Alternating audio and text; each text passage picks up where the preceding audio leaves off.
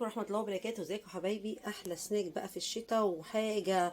والله احنا بننزل في اي مول في اي حتة ونلاقي الذرة المسلوقة دي بنتهافت عليها. طعمها وهم من الاخر واحلى من المشوي. ولو انت عايزة تشويها سخني طاسة تيفال كويس قوي وايه شويها بيه. دي هناكلها الذرة مسلوقة. احط حلة للمية، احط حبة مية صغيرين، هولع البوتاجاز. هولع البوتاجاز كده حبايبي على المية اللي تغلي. حتى حبه ميه مش كتير قوي. والذره دوت اول ما الميه تغلي هحط الذره ده يتسلق. هناكله يبقى طعمه تحفه. بناكله من بره لكن انت هتغسليه في البيت غسله نظيفه وايدك نظيفه والله وهم من الاخر. قطعت حبايبي الذره بالمنظر دوت وهجيبها هحطها في الميه المسلوقه.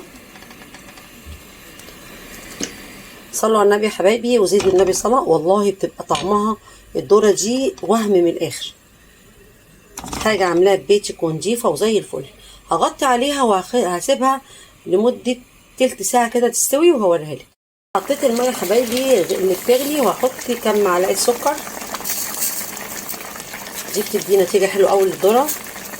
حطيت 4 معالق سكر اهمت وهغطيها وهسيبها تستوي لمدة تلت ساعة. وحبايبي خلاص كده اتسلقت. اللهم صل وسلم وبارك عليك يا حبيبي يا رسول الله. صلوا على النبي حبايبي. والله الذره المسكره دي طعمها تحفه. هي موجوده دلوقتي في الاسواق كتير. انت هتاكليها في اي مول في اي حاجه بالشيء الفلاني، لكن انت تعمليها في البيت مش هتكلفك. هتقولي يا امال الطبق ده 45، طبق الذره ده ب 45 جنيه وزي الفل. هعمل ايه بعد خلاص كده؟ انا عملته كده. هجيب معلقه زبده.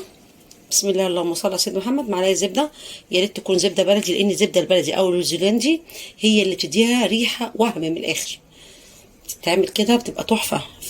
حد بيحط صوص جبنه، صوص مش عارفه ايه، باي طعم، بس انا احلى طعم اكلته بطعم الزبده. كانت معموله كده بالزبده ورشه الملح. ده احلى طعم في الكام طعم اللي انا دقتهم. وبألف هنا اشوف اللي ياكل. عايزاكم حبايبي هنعمل ايه؟ في ناس بتحط رشه سكر ورشه ملح. انا حاطه سكر في الميه فهي الذره مسكره اساسا. هتحطي رشه ما تسكرش ملح. شايفين؟ صلوا على النبي حبايبي، زيدوا النبي صلاه. اللهم صل وسلم وبارك عليك يا حبيبي رسول الله. عايزاكم اللي وصل معايا الفيديو لغايه كده حبايبي يعمل اشتراك ويعمل لايك. السلام عليكم ورحمه الله وبركاته.